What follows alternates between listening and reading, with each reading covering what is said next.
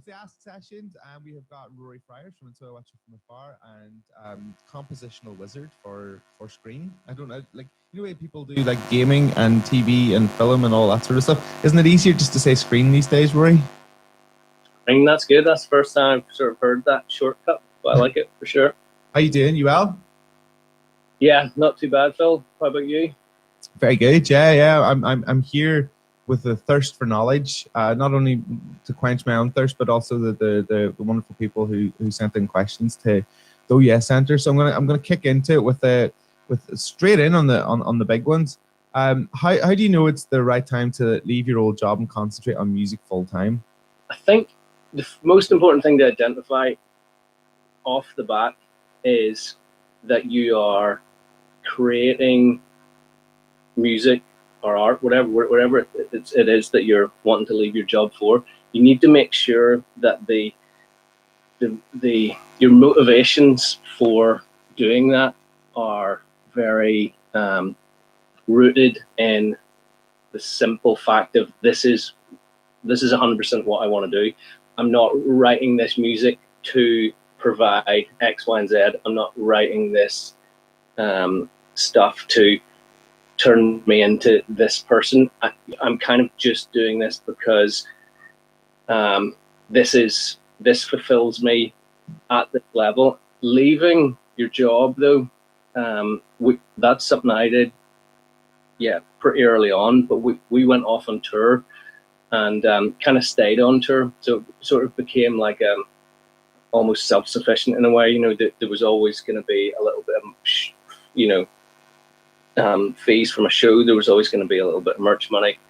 You know, there was always going to be a place to crash, a little bit of food, and for that reason, you know, I mean, we didn't really earn any money for years and years, but we, at the same time, you know, had a lifestyle where we didn't depend on getting money from anywhere else. So it was this kind of little self-sufficient thing. So I suppose, you want to make sure, you just want to make sure that you can survive, and you want to make sure that whilst surviving, you're extremely fulfilled in what you're doing.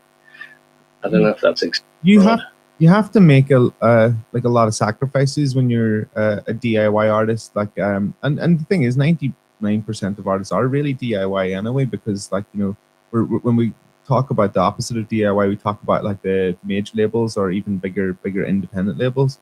But when you're making music and you're working a job and you're doing this, you know, in every other spare moment, you have to make sacrifices. Like, was that the same with yourself? Yeah, for sure. I mean, I think that, you know, almost, in a way, almost everything other than what it is you're deciding to like dedicate your life to essentially suffers to some extent. You know, I mean, we all had you know, relationships that suffered because you're no longer, well, for us specifically, you know, we weren't about very often. You know, you have your social, you know, life shrinks. You're obviously really you're not earning a lot of money, and the money you do earn tends to go back into what you're doing. But I suppose that's interesting, because although you're making a lot of the sacrifices, they don't, you know, the association you have with sacrifice, this is a hard thing. Actually, whenever you have like identified that initial thing that I was discussing, where it's like, but I love this, it's like those sacrifices are, you know, sort of come quite naturally. You know, you're not kind of like, right, you know, humming in hand. It's always for, you know, this is the thing, you know. And I think, it would have been, really hard to have been in a situation where I was having to like really, you know, think about all those sacrifices each time they came along, because that would, you know, that could be very difficult and really grind you down. But I think if you really know what it is, if you have the real vision of what it is you want to be, then those sacrifices, although hard, the decision to do them isn't so much of a hard one. And maybe that's like a good litmus test. I'm not sure, you know. One of the other questions that we've got is about the sort of revenue streams that you get as a DIY artist. Like, what are the different revenue streams that you can sort of tap into? So, I mean, yeah, initially for us, it was like live. And I think, live is still, a huge part, more important than it ever was. So for us, yeah, there's live.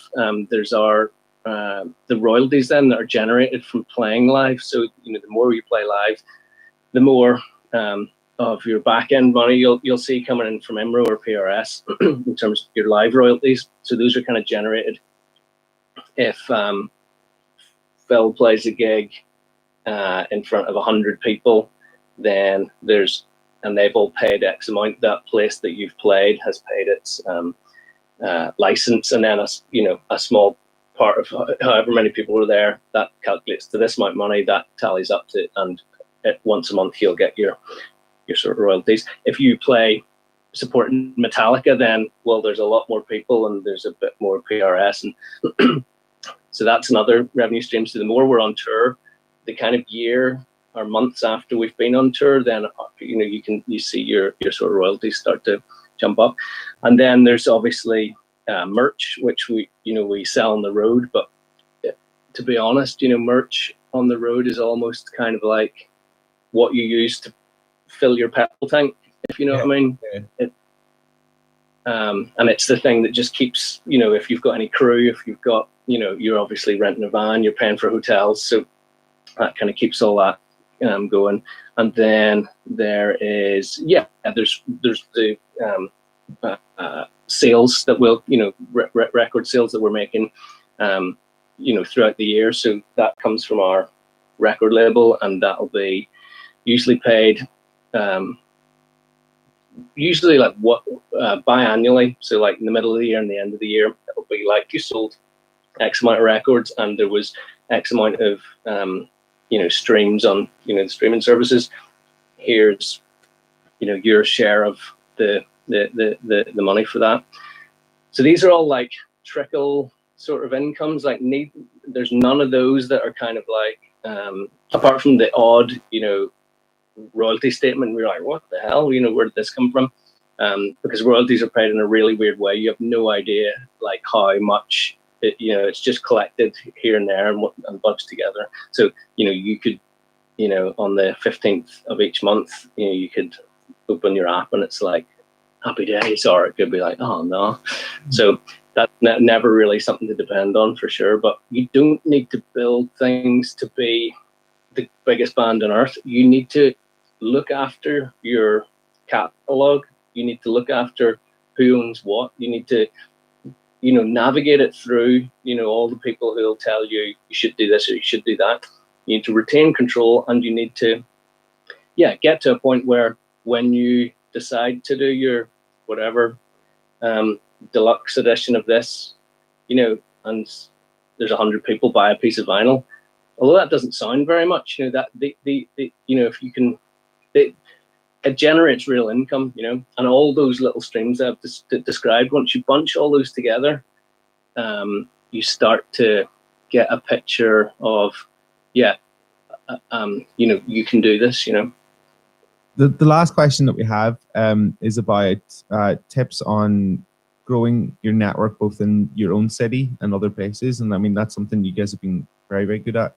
Probably a million ways to sort of tackle that question, but for us, I think what I realized from the very start was like we're such a we're a very strange band. We play sort of strange music, and even within we're an instrumental, noodly, progressive, weird band, and even within that genre, we're a kind of like weird corner within there. I think I sort of early on realized that there was not going to be a kind of phone call moment from anybody. There was not going to be a kind of we're too weird a bet to make for anyone, to really put any actual money into. So yeah, what I started to do was just try and find the other people who were either kind of like attitude wise or sound wise, were just sitting within a world that we could relate to, and then yeah, it was like shooting off an email. And once you'd identified the weird kind of like us band in Dublin, then the one economy that we had, we didn't have any money, but one way that we were able to generate any sort of economy was this like little social economy. So what we were able to do was say, we have access to a cool venue in Belfast. We know like cool people. We can put on a show. This is going to be awesome. Come up and play with us, and we can, have a great show. And then in return, can we do the same in your place? And so then you're kind of plugging into to each other's, and you're swapping, and suddenly it feels really cool. You get in a van and you go down and you get to like the pub in Dublin where the equivalent of what you're doing in Belfast is happening, and then you get to play to all the handful of people who are into what that is down there, and vice versa. And we just sort of did that around Ireland, and we were able to like put together 4, 5, 6 date tours, and we were playing, we'd get a van and we'd ask, mates in Dublin jump in the van, and we'd club together all the contacts we had and figure something out. And you'd be surprised, if you're able to put on a show which is, connects with people. And again, that goes right back to the very start, where it's like, you will do that if what you're doing is the thing you absolutely love, you will connect with people, because all connecting with people means is other people get to sort of vicariously live off for a moment and escape for a moment off seeing someone like outpour something sincere in front of them, and that is just so compelling. That that's art simplified. It's like you get to experience that. So yeah, if you can go play 5, 6, 10 shows and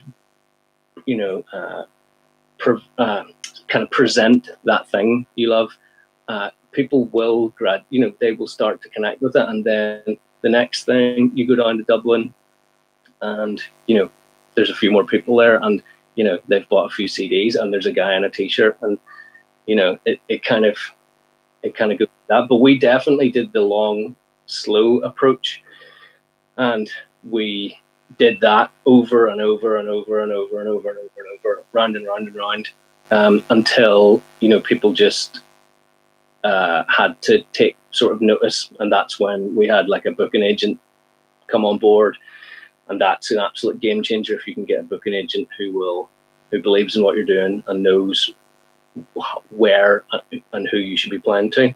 That's huge. And then from there, then you're plugged into that booking agent's network, and you can speak to managers, and then there's labels, and you kind of like piece it all together from there. But yeah, that's how we did it, and that was kind of before we even were able to completely harness social media. So Rory, thank you so much for all of the pearls of wisdom that you have shared with us today in the Ask sessions. We've got some really, really good stuff that I think a lot of the people who sent in those questions are going to find really, really helpful. So thank you very much. Yes, I hope I wasn't too rambly, but yeah, no, that was it. Honestly, it's perfect. That's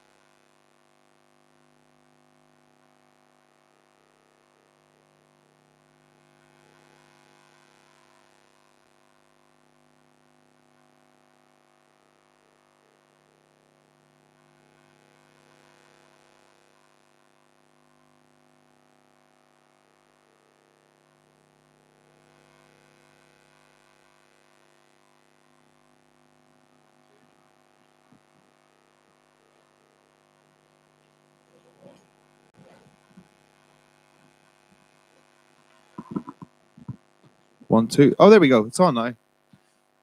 So yeah, thanks for coming down, everybody. It's breaking into music, and yeah, like you've you can see like the first video of like I think we must have done about 20 of those Ask sessions. I'm not sure if it was as many as that, but there's loads of like 10-minute videos that'll be going up online on the Oh Yeah YouTube channel, I think. For you to check out, and it's all like various different bits of the music industry as well. It's like you're playing in bands, as people who do stuff in PR, the whole different gambit. Like there's way more jobs in and around the music industry than you would actually imagine. And I guess that's one of the things that we're going to talk to right now, because this panel that we're doing is like where do I fit in the music industry? What sort of job would I like if I was starting out right now?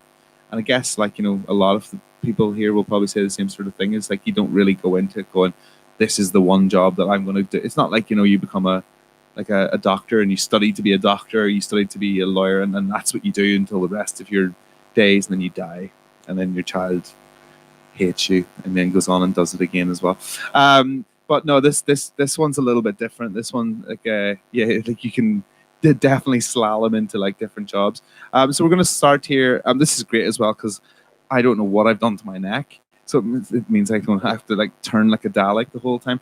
We've got 5 wonderful people who all represent different parts of the music industry. I'm starting at this side of the table.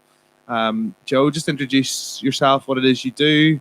Hello, I'm Joe. I'm a promoter, so I promote concerts in around Belfast.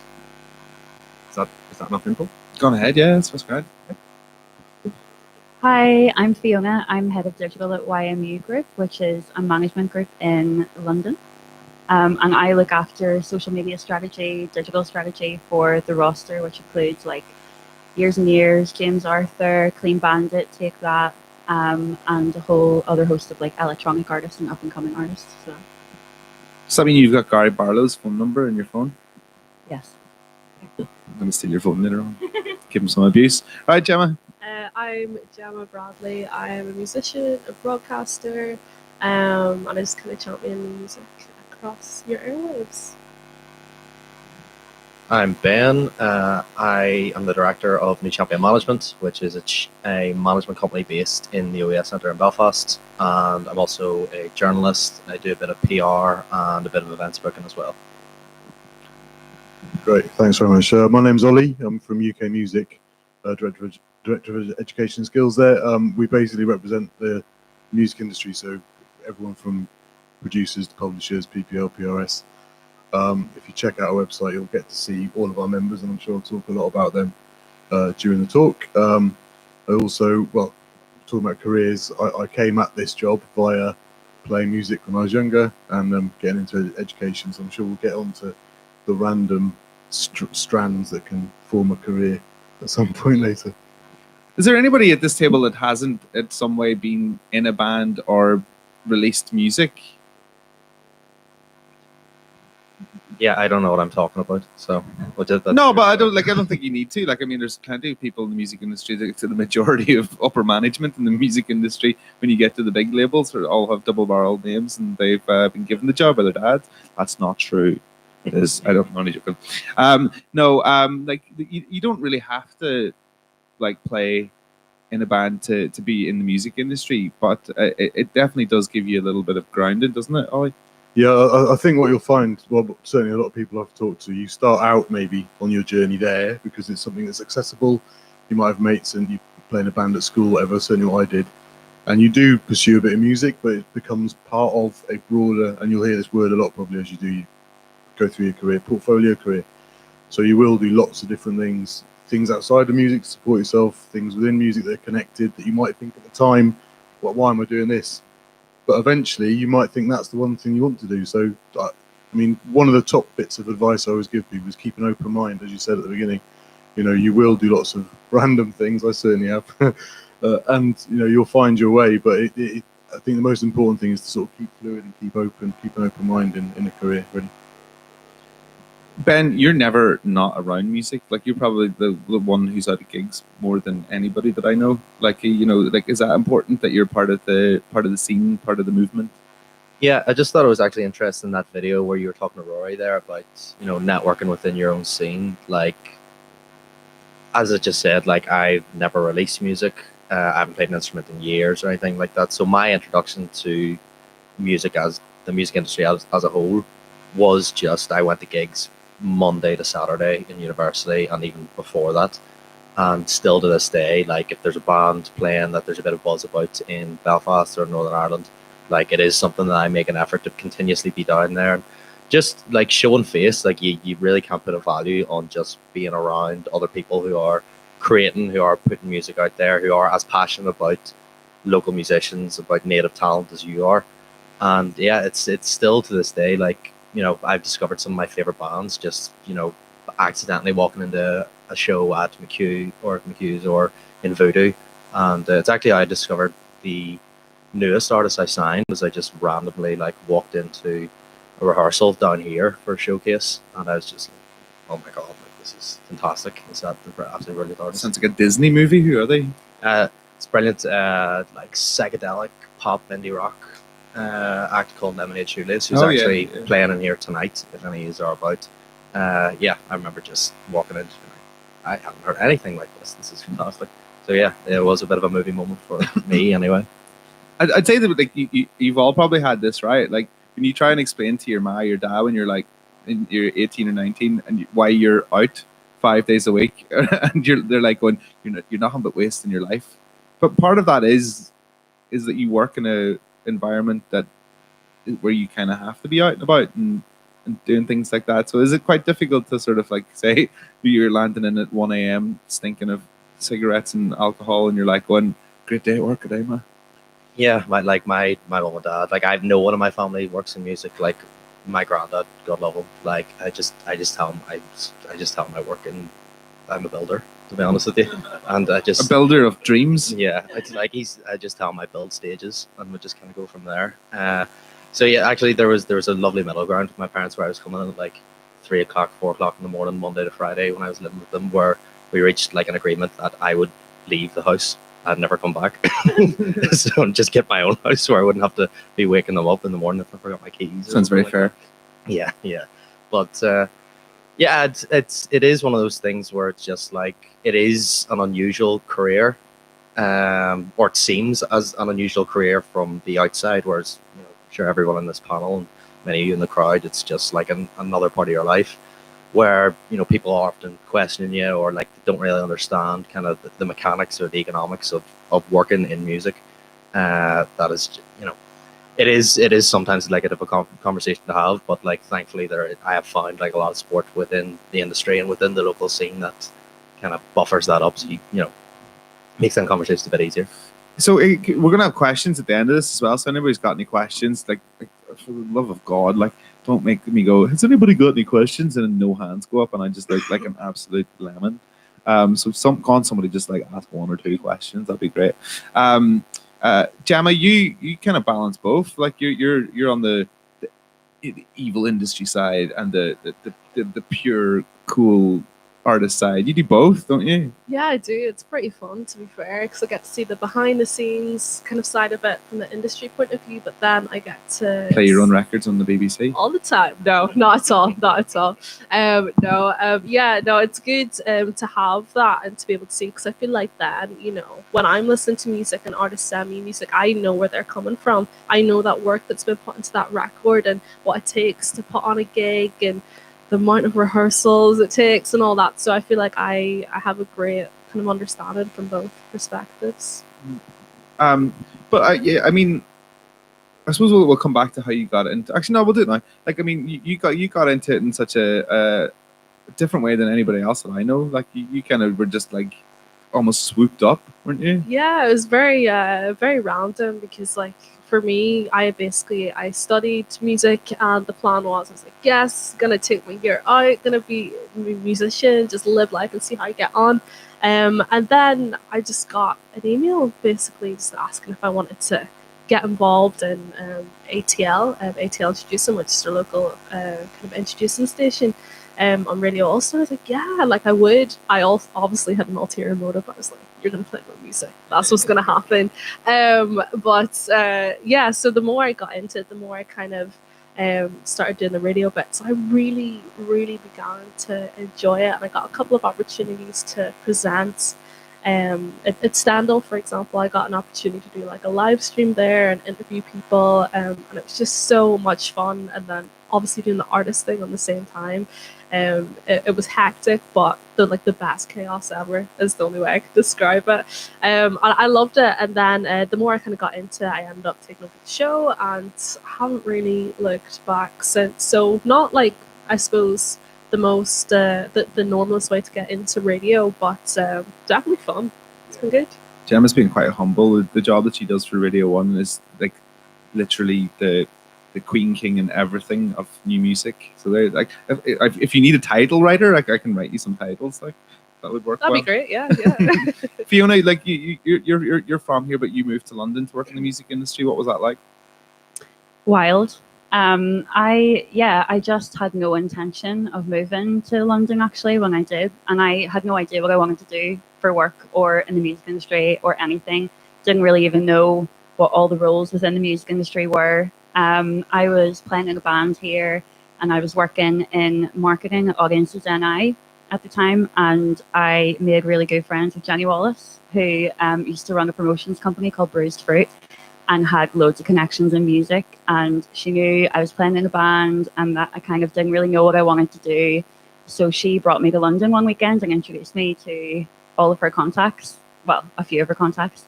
And I just kept in touch with them. And one of them then had an internship coming up at Universal in data and analytics, which is so far from what I really wanted to do. But like, I think if you get an opportunity, you go for it. And she basically just badgered him, and then I had a phone interview with him, and then I thought, right, I better just go for this. And so I moved over thinking I'll do it for 6 months, I'll meet loads of people, I'll get some contacts for the band, and I've been living there for 8 years. And what happened to the band? Yeah, no, not still going. I'm not sure. Yeah, that was the midships. Yeah. JP. Yeah, JP's still playing, but yeah. You just went for the corporate buck. You were just like, nah, Sure did. screw this. No, I loved Going to it, Wall but Street. like, there's only so much you can fly back and forth from Yeah, London to no, Belfast for rehearsals. It's not good on the green economy, is it? Not when you're on an internship salary as well. Let's be honest. Joe, you've kind of built yourself up to being literally the person that they have wheeled out on the TV every other week, going, so COVID with live music, and then you just see Joe Duggan going, that's a shame, or whatever. But Joe, you started out just putting on playing in bands and putting on gigs. Yeah. So I was actually in a band with the guy that Fiona was in a band with as well, who's now in the tech sector. That's what he does now. He's pivoted as well. But I started out playing in the late 90s in a bunch of sort of rock bands and played drums. And I guess that it was a bizarre path, like I'm sure everyone else was, but it did seem to me, I suppose a couple of things occurred to me when I'd been doing it for a few years, was that the concert end of things was pretty exciting to me, and putting on gigs in a venue like this just seemed like the best crack. But also that maybe I wasn't quite good enough to do the band thing as well. Like I played with a lot of people who are famous now and did really well, and I think I maybe had a somewhat objective look at that and thought maybe I'm just shit, or a wee bit shit at least. So but there's other things that the pitfall of being the drummer in the band as well is that you end up sort of organizing stuff, or at least a lot of drummers I know did. And so I ended up booking some gigs, and that seemed like pretty good fun, and just built it up from there. And I did some PR, and I did some I actually piloted for radio around the time that you did. Did you? Yeah, for BBC. Again, clearly wasn't very good, but I did that. I did PR. I did obviously played in bands. I DJ'd for years as well in clubs. But all the while, the focus was concert promotion, and that's kind of the main bit of. I'm actually involved in management a little bit now as well, but the concert promotion stuff has kind of got bigger and bigger, and we're by a fair amount the biggest concert promoter in the country now, and that's taken a lot of. Tell everybody what gigs you put on. We do the outdoor Belsonic events in Ormeau Park and Custom House Square as well, but we own the Limelight, and there's various companies. One of them Shine, so a lot of club DJ style stuff, and but we'll promote everything. I promote a bit of comedy now as well, and then but we do like metal and techno and whatever. But it's about events at the end of the day, and I guess it was kind of messing around playing in bands when I was a kid, and getting to know the lingo and the dynamics that exist was invaluable for me. And then the examples as well. It's really interesting to hear Fiona talking about Jenny. I know Jenny as well, obviously, and she was a brilliant entrepreneur for many years that kind of drew attention to the scene that exists here. And then there's John Moorhead's mate, John's in the back there somewhere.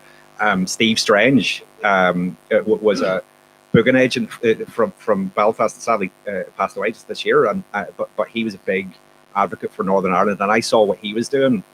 And he was like me; he was from the country, which is where the similarities ended, sadly.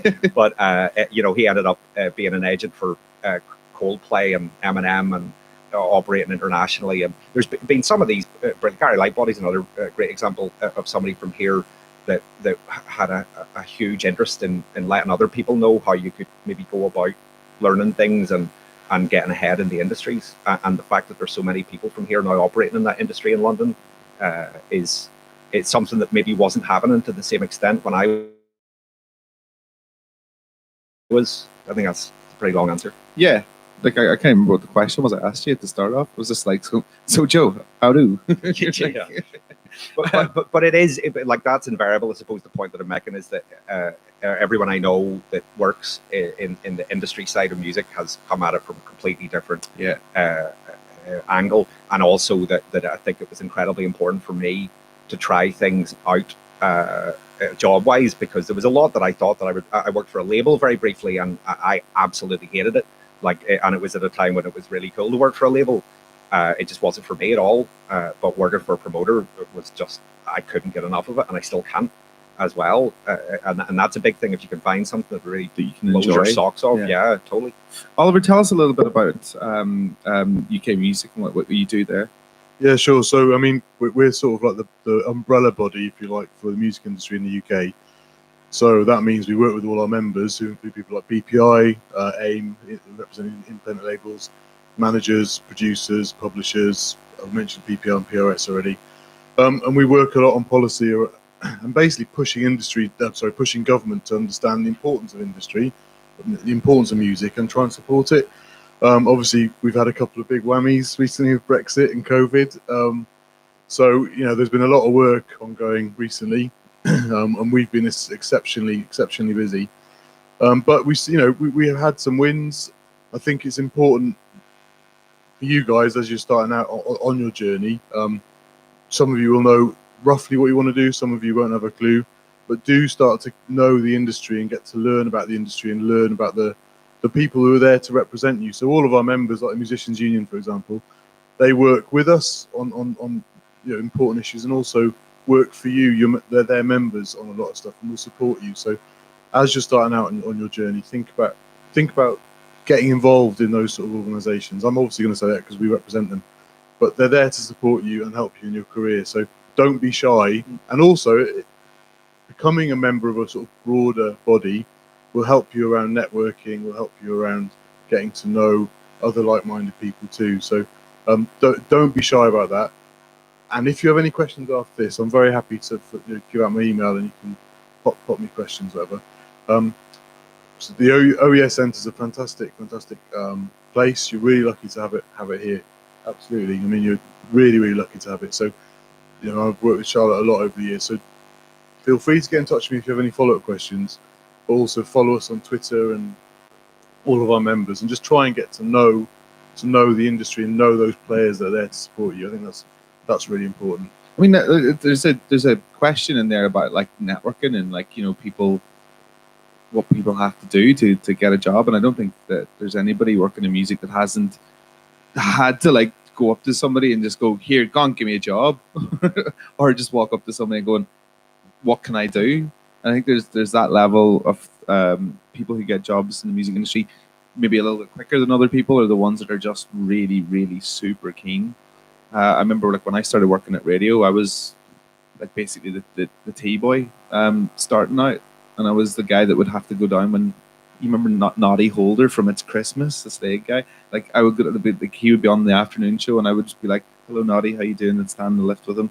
It's over there, and then I go back down and just like take guests up and do all that sort of stuff at the start. But even like music industry wise, like yeah, like people that get scared of this word networking, like it's like a really bad thing, but actually just going and meeting somebody for a cup of tea is networking, or just chatting to somebody at the back of a room is networking, isn't it? Absolutely, and I think it's important to realise that, like in your college courses, that is your network. Networking sounds very proactive, like you have to be doing it in people's faces all the time. You don't have to be.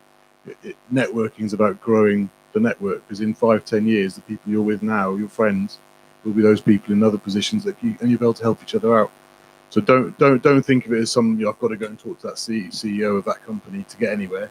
It's about developing your own networks and growing them organically in a way. And don't be too pushy. I'm sure you were very nice in your job. That's why you got I was nice, back. but I was definitely pushy at parts as well. There was a radio show called BBC Introducing on Radio 1, which isn't there anymore. It was just a Northern Irish one. There used to be 2 shows for here, and I went to meet them for a coffee before I even started working there, and told them that their feature ideas were rubbish and mine were better. And they laughed at me, and they were just like, they thought I was a bit crazy, so they just gave me a job anyway, because they thought I was at least trying to make it better. Well, the point I was going to make, Billy, from having met you and a lot of other people on this panel sort of early on, everyone had that kind of curiosity about the industry to find out more and to make themselves useful. And I think that was the biggest, I was probably incredibly annoying as a younger person, trying to find out what was going on and asking people questions, but it was really useful to me, and it showed that I had an interest. If I even at the time had no ability, that I could develop that as well. But again, the people I know on this panel would have succeeded doing something. Like it wouldn't necessarily have been the thing that they do now, but because they had an interest and the sort of a stickability as well. That there's been a lot of times when it would have been a much better option for me to just stop doing this and get a an actual job. But that you can sort of keep at it. Those are the 2 big kind of really important traits that people had, is that kind of likability and that the likelihood is that you would want to phone them rather than phone the other person to do something with them, and then not getting deterred when it's bad, because sometimes it's bad. Yeah. And I think there's something to be said about networking and about the industry as a whole, in that I think it can be quite intimidating when you are starting out. But from my experience, even, I would know Philly, obviously yourself and Gemma and Joe, kind of probably the best in this panel.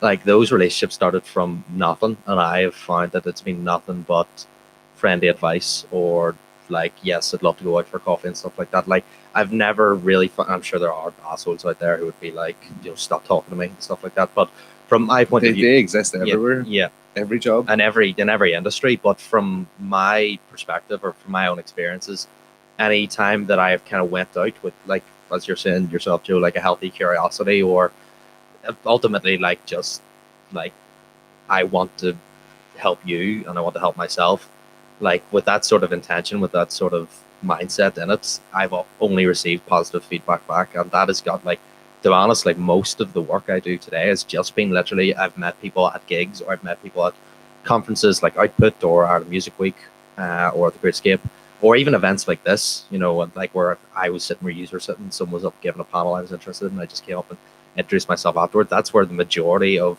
kind of my success up to this point, if you can call it success, has been.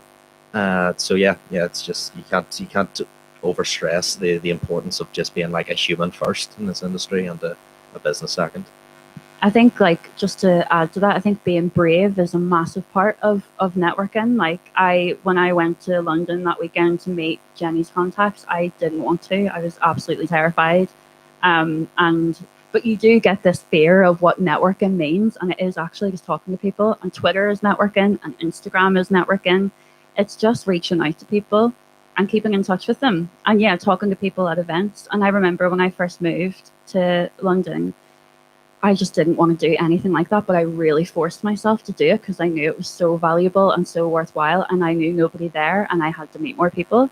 And there's an organization called Young Guns Network. Do you know that? Oh yeah. Yeah. It's I like- went to It's just for it's literally for like people was under like 25 in the music industry. exactly, yeah, just people starting out, and they put on events where they have panels like this, to kind of give people the knowledge about what different roles exist. It's kind of exactly like this. But they had regular events, and I went to loads of them when I first moved there and went on my own. I think it's best to go to a networking event on your own as well, by the way, because if you go with someone you know, you'll end up just talking to them all night, and you won't be brave and put yourself out there and talk to other people. And I just went up and spoke to people, and I made some really good friends there who are still contacts of mine today and have worked their way up in the industry. And yeah, I think don't be afraid of that word networking. Just put yourself out there, have the conversation, and be nice and personable and passionate and a likable person. That's a way better phrase than what you said earlier on when you were saying my best piece of advice is not to be a dickhead. That's also That's true. like you find a way to really get away from the swear there. So well done. Ultimately, that's what it comes down to. Just don't be a dick. Phil, on that as well, I was going to say that the people that you do meet, whether it's Lucian Grange or Michael Rapino or David Gaffin, they're all blaggers like us, and at some point they were, pasting posters up or something like that. And they see that in people as well. And I found in the work that I do that the person that's most likely to respond to your email is the person right at the top, because they're still interested in what's going on and they want to hear from the new guy or whatever it might be. But they will, they'll always want to talk to you, and they're always nice. I found that how nice people are is often directly proportionate to how important they are in the industry. So if you see someone and you've heard of them or whatever, you want to go and say hello, they'll be most likely lovely back. And the other point I was going to make about Ben McGee, Ben replies to text messages really quickly, and I love that. It's amazing how few people are easily contactable in this industry. So if you are looking for employment, or that you're looking to get to know people, or that you want to do business with them or whatever, being easily contactable is a massive problem that I've found with people. They just don't answer the phone, or they don't respond to your email for 4 days or something. That doesn't work. Here's a question to everybody then on this panel. Do you answer the phone to numbers Yes. all the time? Yes, everyone. No. No? Oliver? If I don't know the number, There's the curiosity thing. Like I like it could be Prince in faraway country, like ask me for my sort code, and I'd be like going, happy days. It's just nice to have a wee bit of interaction. It's more of an anxiety thing more than anything. It's just like, could be an emergency. Yeah, that's true enough as well. I was going to say, just to Joe's point as well about kind of like the older men in the industry and the people at the top. I think it's very easy to be intimidated by those people. And someone gave me some really good advice when I was just about to move to London. I think it was Darren and Julie who manage Villagers. I had a pint with them, and I was about to move and do this internship, and they were like, don't be intimidated by these people. Like, nobody is qualified to work in the music industry. Like, genuinely, nobody is. And I think I kind of lost that for a while and forgot about that, but it's so true. And I think your passion and enthusiasm for what you do within music is what counts above everything else. And working hard, getting your head down, being a nice person, being good to the people below you as well, and helping people move up is what counts beyond anything else. It's very easy to be intimidated by those older people and think that they know better than you, but it's just opinions at the end of the day. Speaking of qualifications, like, I mean, you represent like a lot of like courses and universities and stuff. there are music business courses that you can go and do, isn't there? Yeah, and it's a big growing field at the moment. I mean, you'll meet people with different opinions. Some will say, obviously, a lot of people will say, "Oh, I got to where I got to and haven't even got GCSE," which is fine and valid. But there are a lot of stock is now placed in. I think people coming through. It's getting more professional as an industry. I think if you have got a degree or you can demonstrate your learning and thought processes around the industry, then that helps. But I mean, what it's interesting. I do loads of talks at universities, and one of the most important things that comes out always is, even if you are studying, you need to be doing the industry alongside your study anyway. So you don't come out at the end of 3-4 years and go, "Oh, I'm qualified now. What can I do?" You should have been developing that professional practice alongside your degree or your college course. So I mean, there's a lot to be said for studying. I mean, apart from anything else, it can show your critical thought and it demonstrates you at a certain educational level. Like I said, some people don't have a lot of stock in it. Some people hold loads of stock in it. So don't be put off if you haven't got it. But I think educating yourself. I'm an eternal student. I love studying all the time. I've just started an open university course and I've got no time. I don't know why I've done it. It's madness. So last night I was thinking I've got to go and study and I didn't. So I'm just going to have to retire. What's the course? It's systems thinking. So I like the. God, that sounds dull. Well, I'm not going to get into it now. Actually, I need to read the material before I do. But well, if you think about, we're all networks. So that's what it's really about. It's sort of thinking about how you network together and how things impact each other things. So, and it's the same with careers. So to finish my little speech about courses and stuff, okay. I think if you're interested in studying, there's no harm in it at all. But the professional practice and getting some experience alongside is key. And if you check out our website, ukmusic.org, we've got a music education directory there. So that lists all courses, FE and HE, you can undertake music business or music, or etc. So do look it up if you're interested. There's a lot of good musicians and artists who are coming through those colleges at the minute. Like Fontaine's DC came through BIM in Dublin, and George Ezra came through BIM in Bristol. I mean, these people would have probably gone on to be good musicians and artists without it anyway. But Gemma, you were at BIM, weren't you? Yep, I was. It was a fun experience.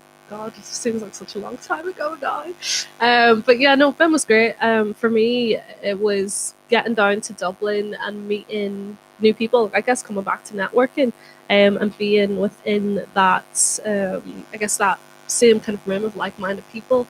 For me, it was just great getting to explore that scene and even the different modules I did. Like we did a module on music business, which was so helpful for me, and I think for anybody, if you're in the music industry, you need to know the music business side of it because it's so important. And yeah, I think it's a great kind of opportunity for artists to get to know themselves better and what they want to do. They've started doing, I think they do a music business course now, a standalone one. They started doing a master's.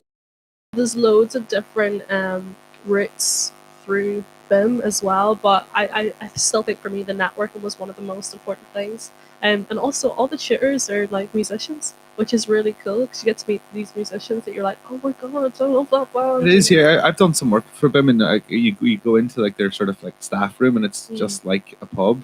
Yeah. And it's like going, wow, you're used to going into a staff room, and it's just being I don't know, teachers with coffee breath or something, and you're just like, this is a little bit unnerving how sound everybody is. Yeah. So I kind of want to talk now more about actual specifics of what it entails for you guys to do your job, what an almost a normal day looks like, and no 2 days are the same for you, Ben, are they, as a band manager? That's literally exactly what I was going to say. The problems I was dealing with yesterday, the best advice I ever got about being a manager is you're a problem solver. It's just the problems might be, an artist might walk into your office and say, I need a label. That's not your problem to solve. Or equally, it could be, I need someone to watch my dog when I'm on tour. That is not your problem to solve.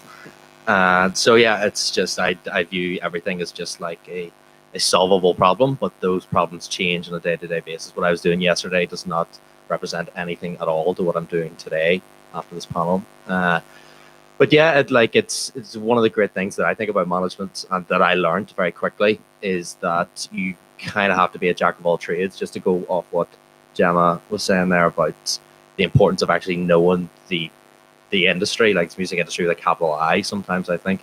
is that, you know, there's so much kind of admin work that if you are able to learn that in your studies, that's just such a leg up for yourselves. And it's like, that would even put you a leg up on me in a lot of ways. Then you can manage me, which would be great.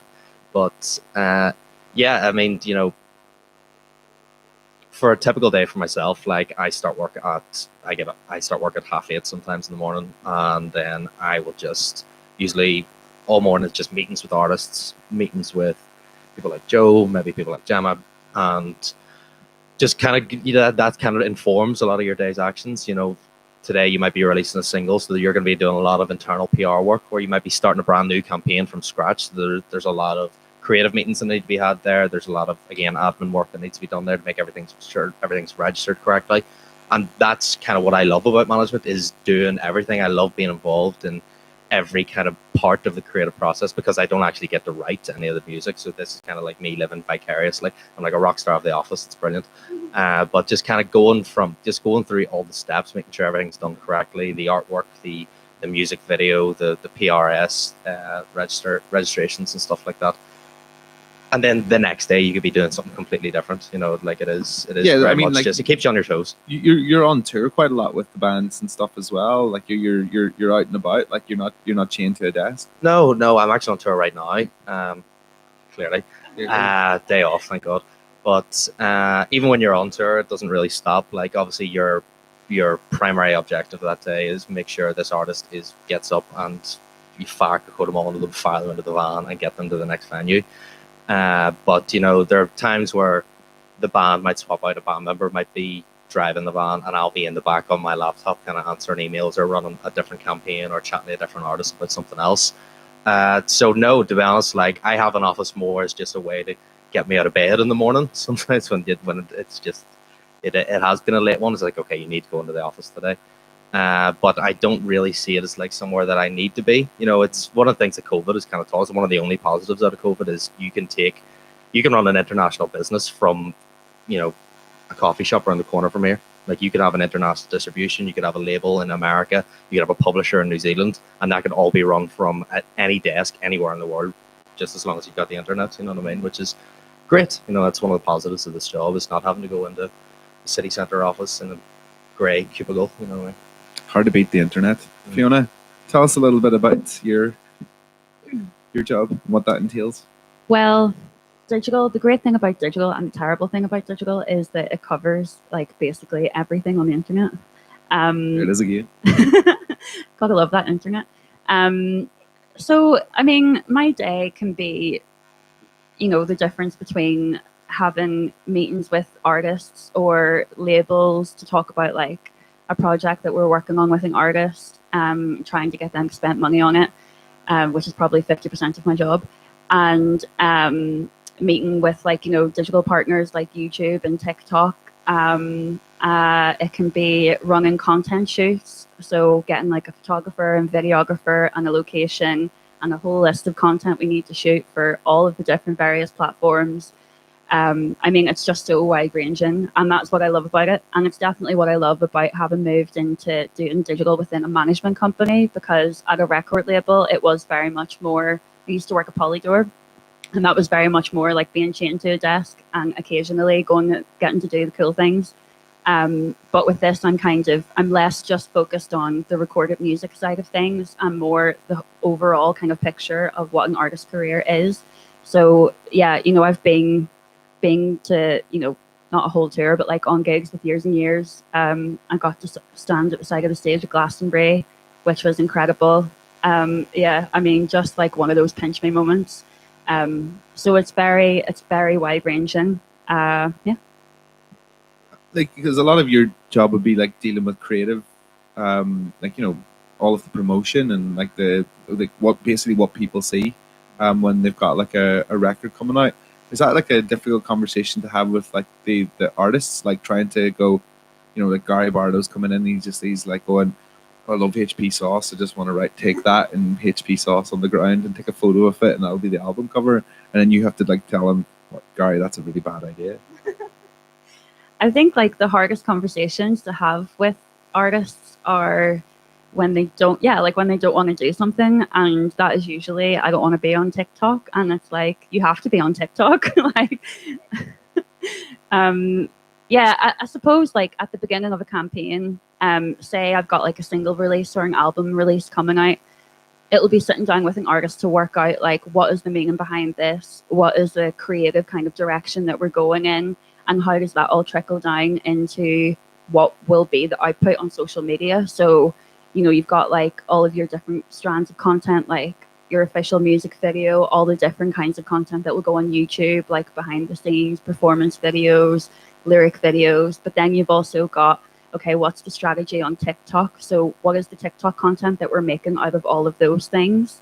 And then also, what can I like beg you to do on TikTok that will be really fun and fit in with this hashtag that's trending at the minute? Or how can you use this song that's trending in a really unique way?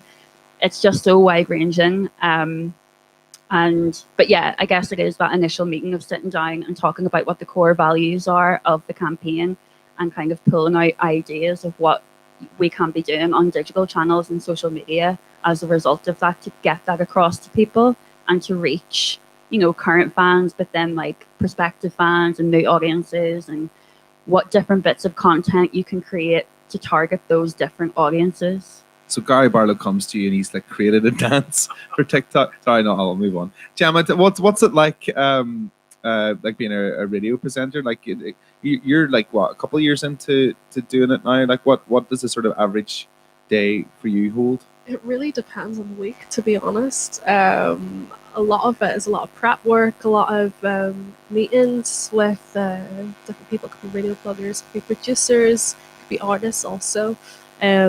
Just depends. For example, today I'll be getting ready for the NI Music Prize, which is happening tomorrow. So that's a lot of prep. You know, a lot of meetings for that, finalising scripts and deciding where we're going to stand and things like that. And then on top of that, I have to prep for my Radio 1 show as well. So that's writing links. That's I guess coming up with the running order, making sure everything's in line for when we're doing the show, and then that ATL as well. So that could be, you know, on production sides, that's looking what's happening online, what's relevant to, you know, the artists that are happening here in Northern Ireland, like who's released this, we need to do a write-up for that, and, you know, pushing things like that on social. So it, like I say, it just depends on the day, and because I do different bits for different people, sometimes that could be like 4 things in a day, or one day I might have 1 thing in a day and I'm like, oh, easy day, it's great. But yeah, it just kind of depends, really. Does anybody in here, like, I think there's a lot of people here who go to music college, like you release music, like you write music and all that. Like you guys know about the BBC Introduce and Uploader, do you? Sure you do, right? If you don't, like, it's just a place where you can get your music played on BBC. Just type in BBC Introduce and Uploader, and if you've got music, you put it in there, people like Gemma hear it, then it gets played on the radio, signed by probably the management company. Fiona would sign it, and Ben would probably manage it as well. Joe would put it on at Balsonic, probably pay you about $500,000, you saying? Yeah, 1.5 million, and then you buy a yacht straight after, and that's how the music industry works. Thanks for coming, guys. Oliver, to tell me about like how you got into like where you're at, like where did it all start, and how did you sort of maneuver your way into UK music? Yeah, sure, okay. Well, I mean, I've had a very random career. I'm sure a lot of people have, and many of you will have too. I think an important thing to note is take your chance when it comes and try and be brave, as has been mentioned already, because I basically I played music when I was younger. I didn't make any money from it. I used to live in an ambulance, drive around with a punk band, that kind of thing, doing lots of random gigs at 2 a.m. at festivals and stuff.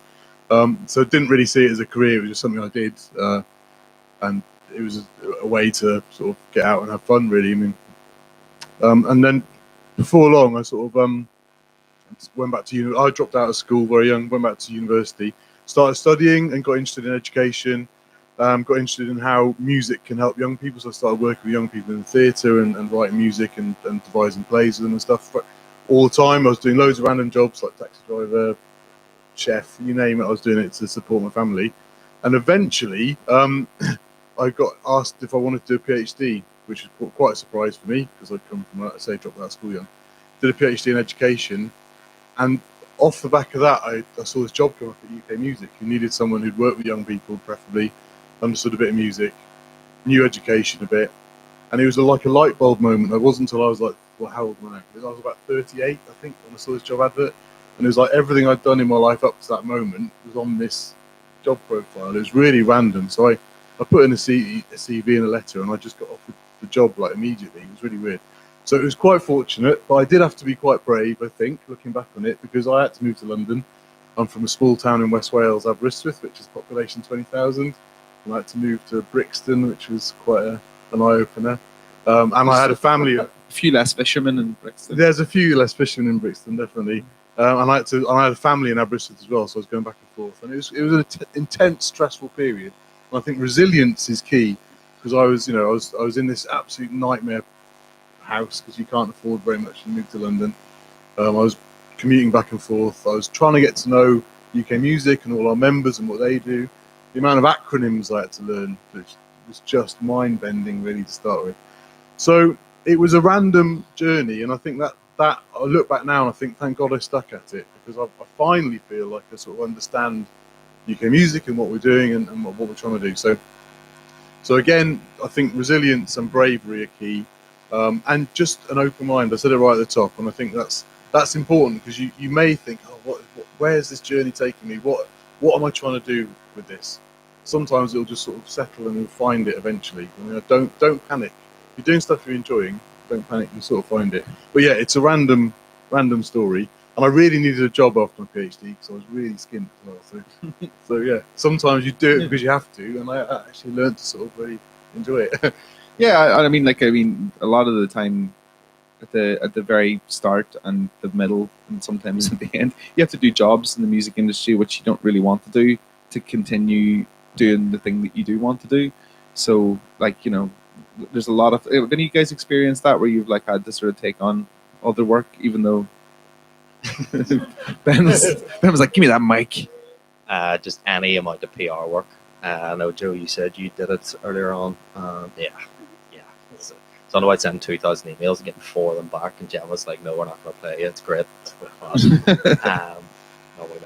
But it's something that I've kind of seen in my kind of limited time in it, is that because everybody has kind of come up in different ways to get, and you might meet a promoter who's doing a load of great work in London or in Glasgow or something like that, and they might have started off as a journalist, or they might have started off as a photographer, and that passion naturally translates into other parts of the industry. And I think that is, as you're saying, it's the passion side of it can't be dismissed either. It's you can't turn down opportunities. You can't turn down any chance you get to develop your own skills. You can't turn down anything that kind of comes your way, because it might end up being your forever job. I started off as a writer, and I kind of fell into content creation and kind of management, admin management for a local label.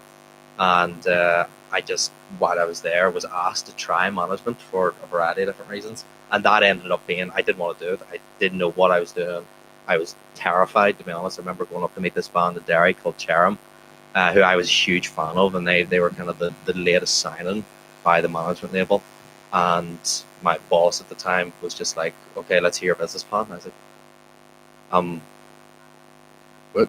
Can I go home? Can I get back in the train and go home?"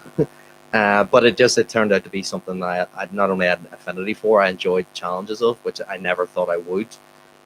So yeah, just if anything kind of comes your way, that it might not necessarily be performance, it might not necessarily be writing. Don't be quick, don't rush to say no to things. It's kind of is something that I found that has been great. Even for the PR side of me, I hate it, but I'm good at it. So you have to keep at it in some way.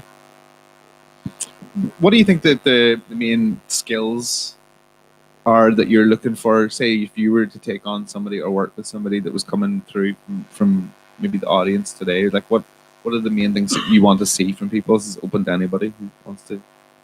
They need to like music. It is actually quite strange, because when I had my label, that like my label was a joint venture with Sony, and I would be in the Sony building quite a lot. And the amount of people that when you would go, oh, this sounds like that, and you'd have a conversation with them about music, and they would have no idea what you're talking about. Yeah. You're like, how the flip did you get a job here? I see it a lot, and there's definitely people in our organization who have a good strength in certain styles of music and not others. And I think that if you can be obsessive about one, whether it's rave or post rock or whatever, you've probably got the potential to understand dynamics that exist in other forms of music or any kind of creativity.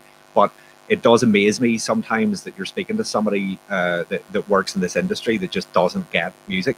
Like, I think you need to be a nerd, listen to a lot of music. There are a lot of people who don't even like music. Yeah, 100%. And I remember when I first moved to London and was working at Universal, someone quite senior to me, I was like, oh, this is great. I'm going to get in and find out what everybody's into in the London music scene. And I was like, so what are you listening to at the minute? And he said, Sam Smith. Is that it? Good week. I think he said Coldplay as well. But it's like, like great. But, they're not like up and coming. Do you know what I mean?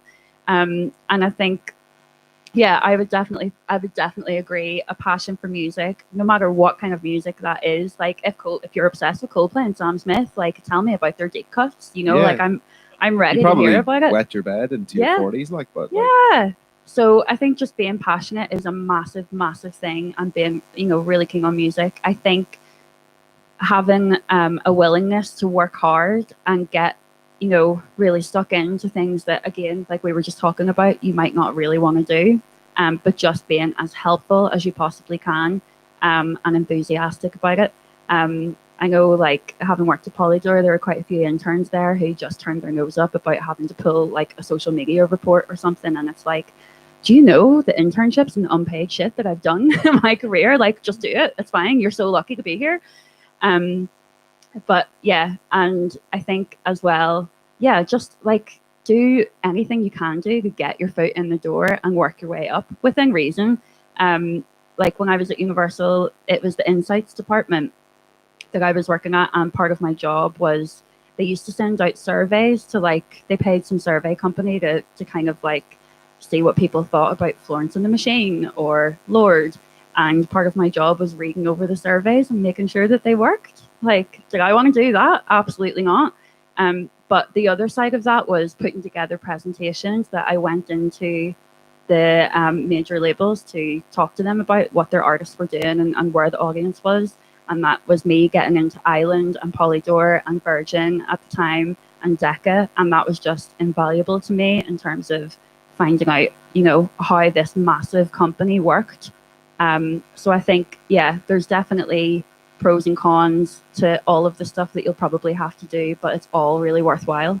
I had this idea in my head when I was a teenager that record labels were places of wild, like dangerous debauchery, that you would go in and it would be like a sixth form room with all these bands in it playing pool and drinking and stuff, and then when you actually go into them, it's basically like a call center, isn't it? The Universal building was, because like honestly, it was like not what I expected whatsoever. And I've worked in a call center too, by the way, so I know my stuff. Yeah. I was going to say as well, in terms of the things that I think are important for people that want to work in any industry, music industry, we were talking about the education end of things. And whilst I don't think that I think that the qualifications that exist in music are incredible, and it wasn't something that was available when I was 18, although that was 20 years ago. But there's so much more, and the likes of this, the OES Center as well, is just fucking class. We just didn't have stuff like this when we were. I sound like I grew up in the Stone Age, but it was different. And Queens of the Stone Age. Yep. And but I suppose from the education point of view, if you're studying music or music industry, that doesn't mean you'll be any good in the music industry necessarily. You need to be doing stuff in parallel with that. But the one thing, and I would say, in our organization, we would be reluctant to hire somebody that didn't have a third level qualification of some kind, because it shows an amount of, again, sticking power and resilience. And a lot of what I do is writing and budgets and pretty mechanical kind of work. And if I can't ask someone to do that stuff and know that they'll be able to do it to at least the standard, because I have no formal training at all, but I can work, in accounting, I can work in budgeting, I can do these big spreadsheets that are really confusing, but you can make head or tail, because a lot of what I do is trying to work out if we're getting ripped off or not. And the only way to do that is to know exactly how everything works. And a lot of that stuff is presented again. I've seen those sheets that you're talking about, the promoter sheets, like from club nights that I've ran over the years. They're impenetrable. They're designed to bamboozle. They are. It's like lawyers that have invented their own language, so only they can understand it, so they can charge you whatever they want. It's kind of the same with promoters, right? well, and it's the same with the record deal as well. It's like, at what point will I be recouped? And the answer is never. Never. But all of these things, like the fact is that if you can't articulate yourself from having studied English to a level, or maths, or any of these things, or even just IT, you're going to struggle to an extent, because you need to be able to run your eye down a contract, or look at a budget, or look at any sort of a press release. A lot of the time I spend writing, or sometimes anyway, writing releases, and the nuance of what you write, like, God help you if it's a wee bit wrong, because somebody's going to pick up on it, and it could be high stakes as well. So having these just technical abilities is way more important, I think, than is given credit for. Entrepreneurship's a great thing, but a lot of companies don't want entrepreneurs. They want people that can do work and do a lot of it, and do it until quite late at night sometimes. And then to circle back, that's why it's so important to like music as well, because when you've done a 10-hour day and then you have to go to the concert and you're knocking out, bottles of water and hummus to a band or whatever, and then it's midnight and you're clearing up, if you don't like music, you might not want to stay at it for very long. It gets you through it. I think as well, just to add to that, there's a lot that you can do to educate yourself with skills like that, but then also other things, like if we're talking about my background in digital and marketing, if that's something that you have some kind of interest in, it's following YouTube channels that give you all the kind of tips with regards to like how to set up ads, how to run ads, how to get your brain around targeting for ads. It's getting Photoshop and watching tutorials on how to use that, and iMovie to edit clips and stuff. It's really just getting stuck in and learn as much as you can yourself, and the internet is fantastic for that. And then there's also lots of different kinds of tools and resources online, like Music Ally is a brilliant one to kind of get lots of tips and tricks there.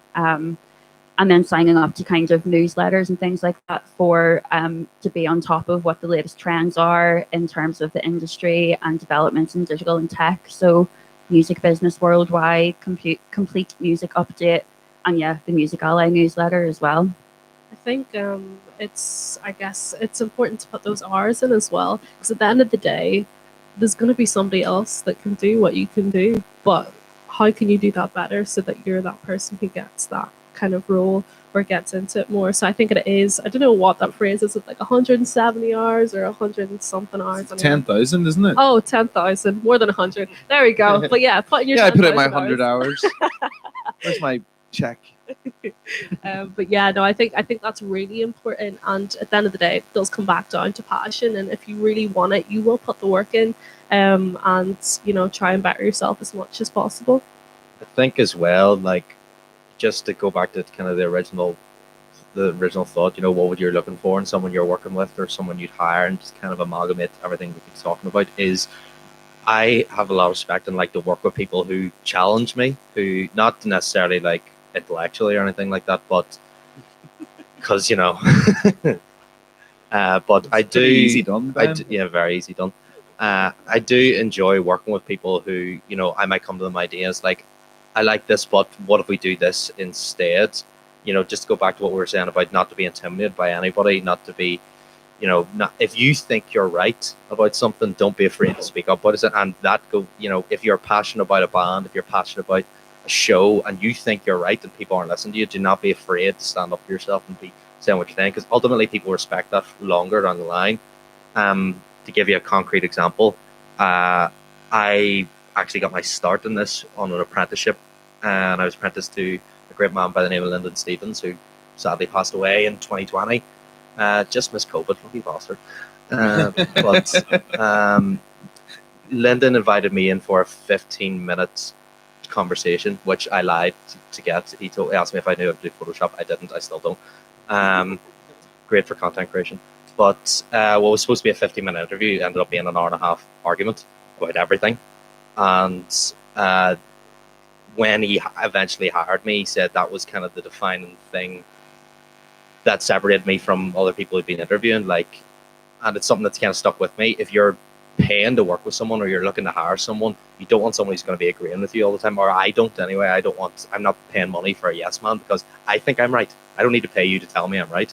I like it when people are coming to me and saying, I think we should book this band. I've never heard of them. Okay, tell me why I'm wrong that I haven't heard of these people. Tell me why we should be working with this band. So if you have that, if you've got that fire, where you really believe you're right about it, don't let anybody tell you you're wrong. And if they won't listen to you, then go out and do it yourself. There's nothing stopping you. This is a DIY grassroots industry at its heart, and it's led from it might seem intimidating at the top, but it's led from the bottom. So don't be afraid to go out and do your own thing if no one's listening.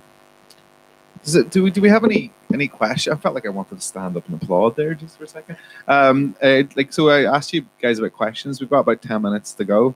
If you don't ask any questions, I'm just going to stand on the table and sing Bonnie Tyler, Total Eclipse of the Heart. So Nobody asked any questions. Exactly. Don't ask any questions. Yeah. Here, listen, I got all the moves. Stick your hand up if you've got a question for anybody here on stage.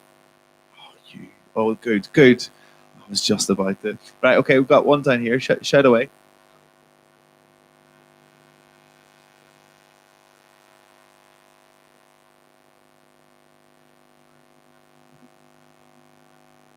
Sorry, say that again. Yep.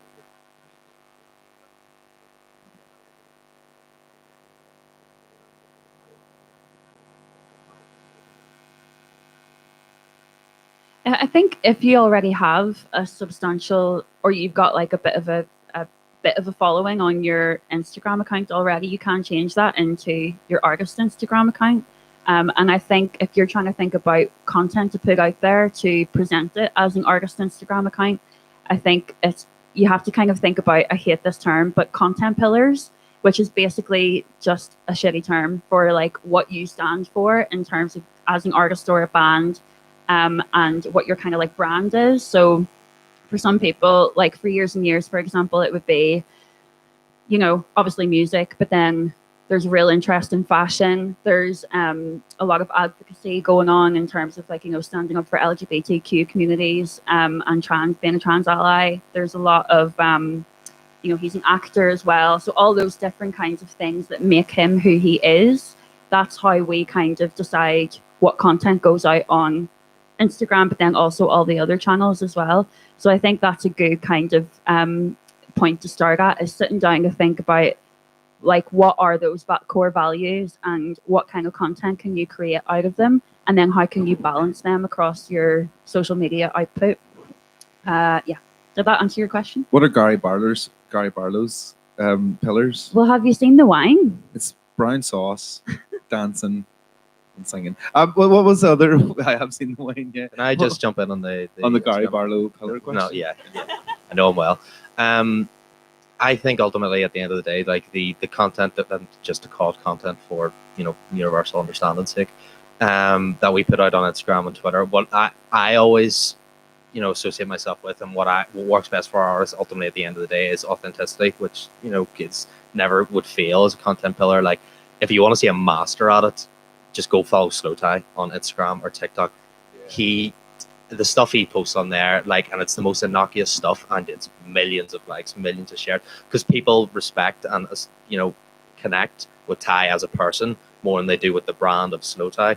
So if anyone is starting their stuff out there, don't just fill it with ads. Don't just fill it with people know when they're being sold something and they hate it. You all hate it. You all hate being advertised to. If someone's being authentic, and that naturally is the stuff that you're going to gravitate towards more. I have found. That's why you're getting grills in next week. Yeah. Do we have any other questions? Got one time, Mr. Man with the beanie hat on. What's your question?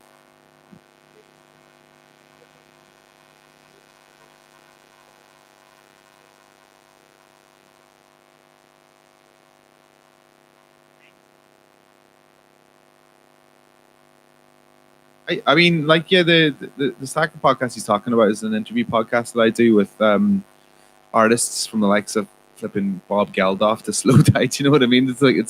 It's whoever interests me. There is, I think the one thing that all great artists have in common is that ability to just have to create. It doesn't matter. They might be like in a I don't know, like on a private plane flying from like humongous stadium gig to stadium gig, and they'll just be sitting writing songs. But if they weren't doing that, they'd be on the back of a bus writing a song. They'd be sitting out, like, you know, busking, whatever. It's just the ability to want to share what they've got, and I think that's the one thing that ties them all together. I would say as well, they're any of the really big artists, they're pure business. Like, there's maybe a veneer that you would see out there that you know, they're these relatively laid back creative people. None of them are. They're obsessed with what the other guy's doing. They want to know about you know, any trends that exist in the industry. It's pure graft. They're the hardest workers. Especially the biggest acts, that they're the hardest workers of anybody in the Ed industry. Sheeran's a good example of that, isn't he? Like, he will literally write a song for any market that he just wants to make money in. Like, Galway Girl is a prime example. We did Ed Sheeran's first Belfast gig in. We supported Professor Green in the Mandela Hall, and he got paid 50 quid and was homeless at the time, and it was probably the one time ever where I had a promoter's rep come in and say, you really should come out and watch the support band here, because he just had, nobody knew who he was, and everybody was going crazy for it, because he had found a way to connect with them. And one of the big things he was doing at that time that nobody else was, it's crazy to think, was Twitter. And you see these guys that are at the vanguard of a new social media kind of movement that have found a way to exploit it. And he was big with Twitter. Lily Allen was MySpace. There's somebody that figures out that this is good before anyone else. It's interesting to hear TikTok discussed as well, because any artists that aren't really making the most of that now. Instagram, I mean, I'm assuming the average age of the audience here is relatively young. None of you are on Facebook, or if you are, it's like your dad's on there, you know, and Instagram's kind of going that way as well. But anyway, in the case of Ed Sheeran, he was off stage and straight onto his social media feed for like 2 hours before he did anything, and you know, he was out selling a bit of merch and all this. It was pure graft, the whole thing, and you know, that one image that you see going up on social media of them kind of relaxing after the show or something, that's bollocks. Like, they're so incredibly hardworking, and the people that they have around them usually reflect their values, but they're at the middle of it all, and I think people in the industry forget that sometimes. Like, there's a fearlessness to a lot of the big artists as well. Yeah, I was going to say courage. Yeah, there's a healthy level of arrogance in to just be continuously writing, just be like, all of this is good enough to put out, and just be continuously working. But like, at the end of the day, it's the artists who look at creation and creativity as much as a job as it is something they enjoy. Like, the more successful artists that I work in, or any successful artists that I work with, like, you know, they approach songwriting and recording as, you know, you're up at 8, you work to 1, you take a half-hour lunch break, then you work to 6, and you just keep doing that's Monday to Sunday. You're just writing, recording, creating, doing something to keep the wheels in the head turning. And you know, it pays dividends in the end. You know, it just, again, it does give you that leg up. You know, what Gemma was saying, you're working hard, but there's always someone working harder than you somewhere else. You know, that's a good way to keep on top of it, and that's a good way to, like, make sure that you're continuing, like, keeping the edges sharp at the end of the day. I think we got time for one more.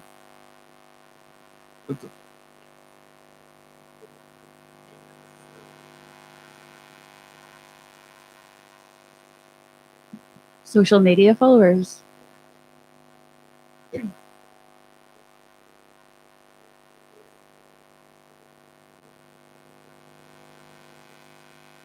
I think that engagement is far, far, far more important than followers. And I think there are some old school people who will still look at a follower count, and that actually comes down to, like, over in London, a lot of radio pluggers and, like, some press and stuff like that as well. But the attitude towards it is from my perspective, like if you have 10,000 followers but you're getting 2 likes on a post, what's the point? And it just shows that there's no engaged fan base. Like you might have the numbers, but did you pay for them? Are they actually invested in what you have to say? Are they going to be seeing your Instagram post and then going to Spotify to stream your track? Probably not. So I think engagement is way more important, and putting the effort in to cultivate a fan base that will be engaged with what you're putting out and engaging back with them, having that like dialogue with them is far more important. But I'd also say that actually with TikTok, I don't know if anybody has kind of taken their hand to TikTok, but that's a very unique and different social media platform because you can go viral and have insane numbers on a TikTok post if you have 10 followers on TikTok, just because of the way it happens, because people are looking at their For You page and the algorithm that recommends posts to them rather than who they're following.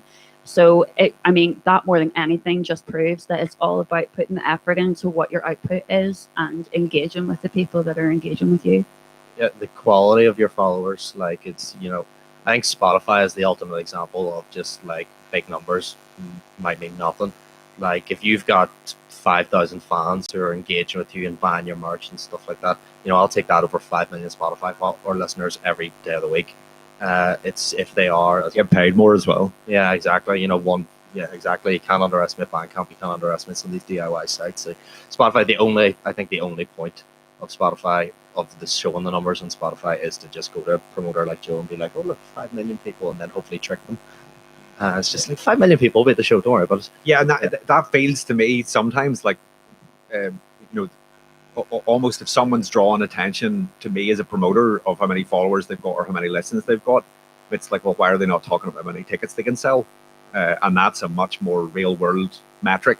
Engagement's one thing, but people actually engaging with a post is one thing, but actually engaging with it and parting with money is a completely different one. So for me, again, a bit like what Ben's saying, if someone is in a band that has like 10,000 likes on the social media platform, but they're not selling out 50 cap venues in the UK, well, that's not a good sign, and it's maybe indicative of them being a little bit more of a social media phenomenon than a band in the traditional sense. Do you know what I mean? I'd also say just if the music's good, the follows and the likes and all that, it'll come. You know what I mean? I know for me, like, that doesn't impress me if you have so many followers. I'm like, cool, great.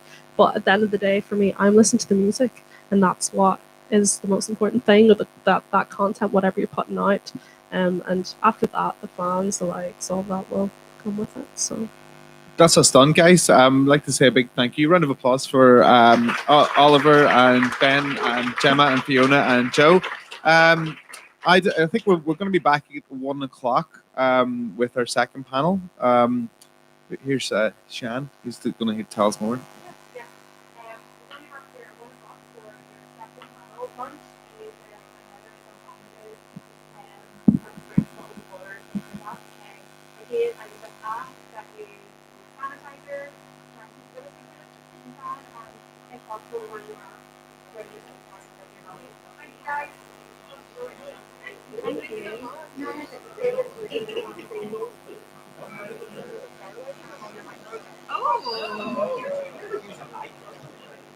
Oh.